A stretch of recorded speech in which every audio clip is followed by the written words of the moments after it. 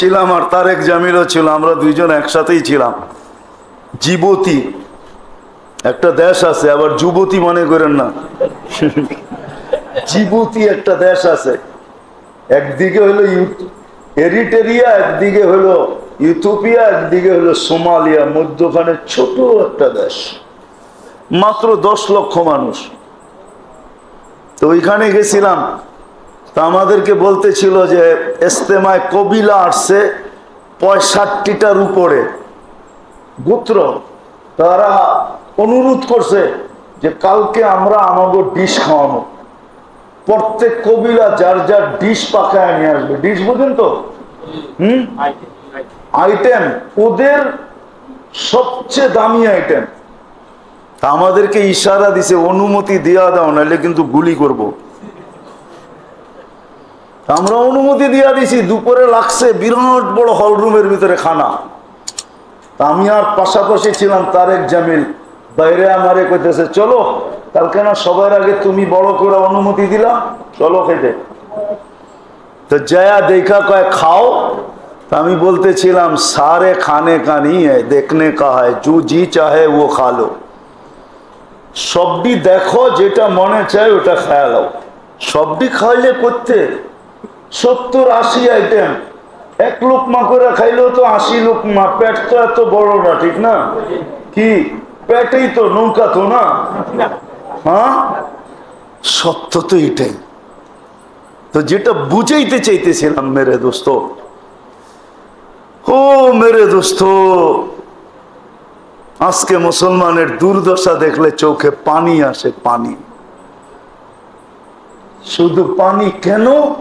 যে মুসলমান বটে কিন্তু রং নাই, উম্মত বটে কিন্তু নবীর আদর্শ নাই। বিদায় আমি শেষ জায়গায় চলে আসছি, চলে যেতে হবে, কিন্তু আল্লাহ বলে রং নিয়ে আসতে হবে। ওয়ালা তামুতুন্না ইল্লা ওয়া আনতুম মুসলিমুন। রং নিয়ে যদি আসতে পারো তাইলে আমরা ইস্তেকবাল করব। ইস্তেকবাল প্রটোকল দিব তোমাকে, আমরা ইস্তেকবাল করব। আমরা দুনিয়ায় তো করে অন্য মানুষ, আল্লাহ বলে আমরা ইস্তেকবাল করব। আমরা তাতানাজ্জালু আলাইহিমুল মালাইকা, ফেরেশতা তোমাকে ইস্তেকবাল করবে, আমরা তোমাকে স্বাগত জানাবো যদি নবীর আদর্শ নিয়ে আসতে পারো।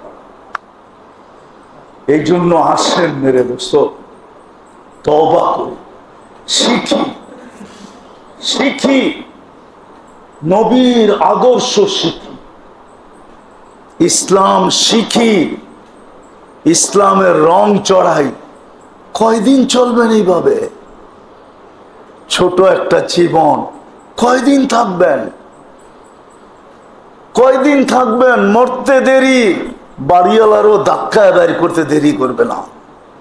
আমি তো বলি, জানি না আমার জাতির দিলে লেখাপট করে কি করে না।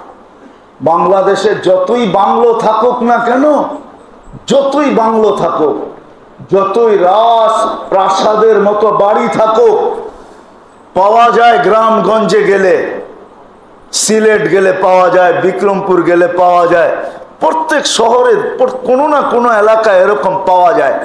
কিন্তু আজ পর্যন্ত কাউকে শুনি নাই যে নিজের বাংলোর ভিতরে, রাজপ্রাসাদের ভিতরেই মারা যাওয়ার পরে দেওয়ালের পাশে খুইদা কবর দিছে।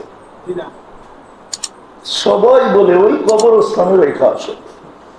যদি বলে ওনার অর্থেই তো কামাই হইল, এত সুন্দর বাংলো মিলল আমাদের, ওনাকে পাশে শোয়া দিলে অসুবিধাটা কি? এতদিন কামরায় বসা দেখতো, এখন দেওয়ালের পাশে শুয়া দেখবে, অসুবিধা কি? বাড়িওয়ালারা চিৎকার দিয়া বলবে কবর নিয়ে আবার বাস করে কি করে? কেউ কবর দিতে দিবে না। বিদায় মেরে দোস্ত, আসেন। আজকে সূর্য কিন্তু বলতে বলতে ডুবছে। লান আউদ ফি হায়াতিকা আবাদা। হতে পারে কালকে সকালে তুমি আমাকে উঠতে নাও দেখতে পারো। এই কথা বলতে বলতেই ডুবছে। লান আউদ ফি হায়াতিকা আবাদা। এই জন্য পায়ে হাত দিয়া বলি, আসেন। বাংলাদেশের মতো সহজ দুনিয়ার কোথাও নাই। বাংলাদেশের মতো সহজ, আমি দুনিয়া ঘুরা বলতেছি, বাংলাদেশের মতো সহজলভ্য আমি কোথাও পাই নাই। আমি বহুতবার শুনাইছি আমার জীবনের কাহিনী। 2000